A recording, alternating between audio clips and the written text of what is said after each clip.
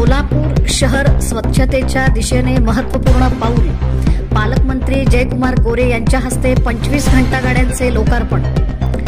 सोलापूर महानगरपालिकेस जिल्हा नियोजन समितीच्या डीपीसी निधीतून मंजूर झालेल्या 38 घंटा गाड्यांपैकी पहिल्या टप्प्यात खरेदी करण्यात आलेल्या 25 घंटा गाड्यांचे लोकार्पण आज गुरुवार दिनांक 2 ऑक्टोबर 2025 रोजी महापालिकेच्या इंद्रभुवन येथे राज्याचे ग्रामविकास मंत्री तथा सोलापूर जिल्ह्याचे पालकमंत्री नामदार जयकुमार गोरे यांच्या हस्ते फीत कापून संपन्न झाले.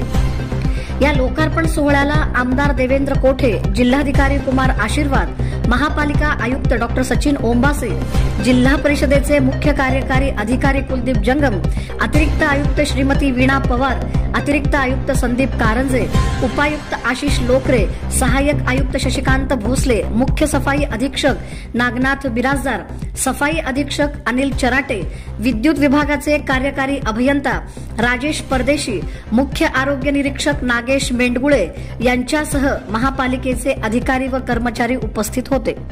पालकमंत्री जयकुमार गोरे यांच्या अध्यक्षतेखालील जिल्हा नियोजन समितीच्या निधीतून सोलापूर शहर स्वच्छ व सुंदर करण्याच्या उद्देशाने महानगरपालिकेस एकूण 38 घंटा गाड्यांची मंजुरी देण्यात आली आहे.